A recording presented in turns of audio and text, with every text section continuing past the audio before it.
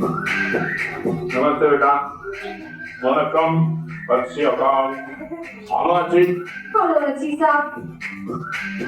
उनने हम लोग को ये आसाम के गमछे पहना है, जो भी मैं बहुत लगी फील कर रहा हूँ। सर ने बोला मानसी कुछ नहीं गाएगी। मैं खुश हो गई, सर ने मेरा नाम ले लिया। सारी दुनिया तेरे पीछे मुश्किलों से बढ़ता चल बढ़ता चल। तो उस समय कंफ्यूज हो जाता है कि कौन सा पैटर्न सही है। मैं प्रधानमंत्री बन गया ना, तो भी कोई बताता है ऐसे करो, कोई कहता है ऐसे करो। सर आप बचपन से मेरी एक बहुत बड़ी इंस्पिरेशन रही है और मेरा जन्मदिन भी आपके साथ ही आता है। अच्छा। बड़ी बहुत स्पेशल मोमेंट है, हम आपसे मिल रहे हैं।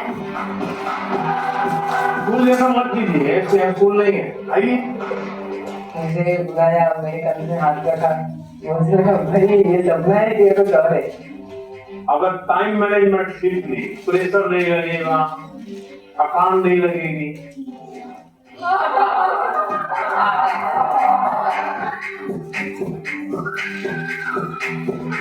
अच्छा भाई, मैं आपसे कुछ सवाल पूछना चाहता हूँ। आपने मुझे बहुत सवाल पूछे। लाइफ टाइम मूवमेंट रहेगा, देखिए 100 साल होंगे, तब आपकी एज कितनी होगी?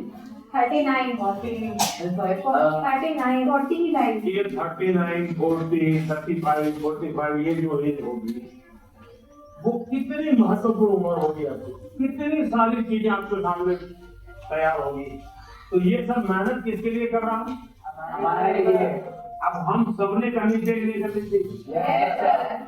अब देखिए, महात्मा गांधी जी ने 1915 में वो वापिस आए अफ्रीका से और आजादी का आंदोलन चलाया।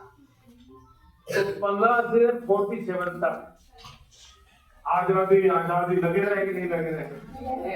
आजादी है कि नहीं? Yes sir. भगत सिंह जी फांसी के तख्त पर चढ़ गए, छोटी उम्र में चढ़ गए, लेकिन आजादी का सपना वो करके है, वो हमें अपने आप को एग्जामिन करने के एग्जाम है। अल्टीमेट गोल एग्जाम में नंबर नहीं हो सकता है। अल्टीमेट गोल संपूर्ण जीवन के विकास का होना है। और इसलिए ये जो पैटर्न हम 10 क्वेश्चन कर लें, ये कर लें, हमने अपने आप को सीमित नहीं करना है। इसका मतलब ये नहीं कि ये भी नहीं करना, ये भी करना चाहिए, लेकिन उसको अगर 10% देते हैं तो 90% और करना चाहिए। तो मेरा तो सभी विद्यार्थियों से आग्रह है कि आप जिंदगी सबसे ज्यादा उत्तम बने, जीवन अपना श्रेष्ठ बने, अपना पूरा जीवन शानदार रहे, उसके लिए जीवन को तैयार करना है। और शिक्षा एक माध्यम है, उस माध्यम के रूप में उसको करना है। ठीक है? सर मैं आपसे ये क्वेश्चन पूछना चाहती हूँ कि जिस सब्जेक्ट में मुझे ज़्यादा मेहनत करने की ज़रूरत है उसका फोकस ना करके फिर बहुत कैसे बेहतर परफॉर्म करने के लिए उसका भी प्रेशर होता है। हम कैसे अपनी पढ़ाई में संतुलन बनाए? ये सबके लिए चिंता का विषय है। पहले क्वार्टर में कुछ विषयों में अच्छा करते हैं, दूसरे क्वार्टर में कुछ विषयों में अच्छा करते हैं, और फिर हमको लगता है सब क्या करूं, मैं ये करूं कि वो करूं। हमें भीतर के विद्यार्थी को हमेशा चैतन्य युक्त रखना चाहिए। शिक्षा ये मजबूरी नहीं होनी चाहिए, शिक्षा ये बोझ नहीं होना चाहिए। हमारा टोटल इन्वॉल्वमेंट चाहिए, टोटल इन्वॉल्वमेंट। अगर टोटल इन्वॉल्वमेंट नहीं है तो फिर आधी अधूरी शिक्षा वो जीवन को कहीं सफल नहीं बना देती। ये जो बीमारी आ गई है, मार्क्स मार्क्स मार्क्स, मुझे बता दीजिए, जो पिछले साल बोर्ड में 1 से 10 नंबर जो लाए हैं, आपको किसी को नाम याद है क्या? बहुत मुश्किल से याद होगा। इतना ही नहीं, आप 1 महीने के बाद पूछोगे कि भाई ये अखबार में इनकी फोटो छपी थी, इनके नाम आए थे, वाहवाही हुई थी, फिर भी हम उतना उनको भी याद नहीं रखते। उस स्कूल के बच्चों को भी पता होगा कि उनके स्कूल में इतना नंबर आए थे, इसका मतलब इन सब चीजों का कितना महत्व है। कुछ समय के लिए यार। समय के नहीं होता। Yes sir, yes. उससे ज्यादा तो होता नहीं। और इसलिए हम अपने मन को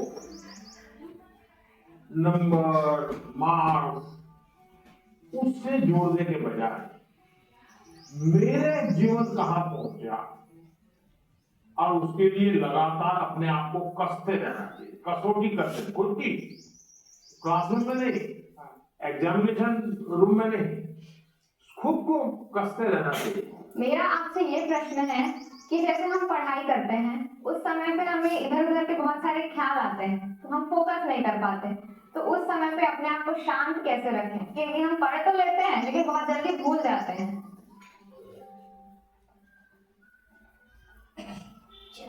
अब जैसे आज यहाँ आप आए हैं, आज से 25 साल के बाद कोई आपको आज के इस कार्यक्रम के विषय में को पूछेगा तो क्या होगा? भूल जाएंगे कि याद रखेंगे? बहुत याद रहेगा। सर ये बहुत स्पेशल मोमेंट है जो हम आपसे मिल रहे हैं। नहीं, स्पेशल ऐसा नहीं है, आप स्वयं इन्वॉल्व है।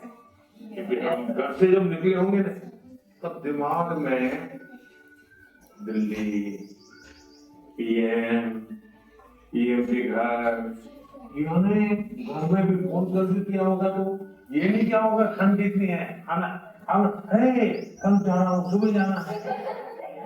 इसका मतलब आप पूरी तरह इसमें इन्वॉल्व है कि नहीं? इसी के कारण आपको 20 साल 25 साल के बाद भी यहाँ की हर चीज याद रहेगी। दूसरा, याद तब रहता है जब आप मौका दे करके दोस्तों से शेयर करते हो। आप अपने क्लास में अपने से जो कम होशियार जो स्टूडेंट है, ऐसे एक दो को दोस्त बनाए और फिर उसको कहो मैं तुम्हें सिखाता। अपने से ऊपर का जो स्टूडेंट है, हमसे ज्यादा होशियार, उसको कहो 5-10 मिनट मेरे साथ बैठो, मुझे बताओ मेरे सोच रहा हूँ ठीक है क्या, तुम करेक्ट करो, तो हमें डबल फायदा होगा।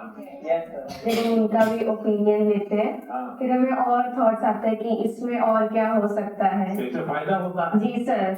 नए नए आइडिया आते हैं। जी सर। तो आपका मन एकदम खुल जाता है। जब मैंने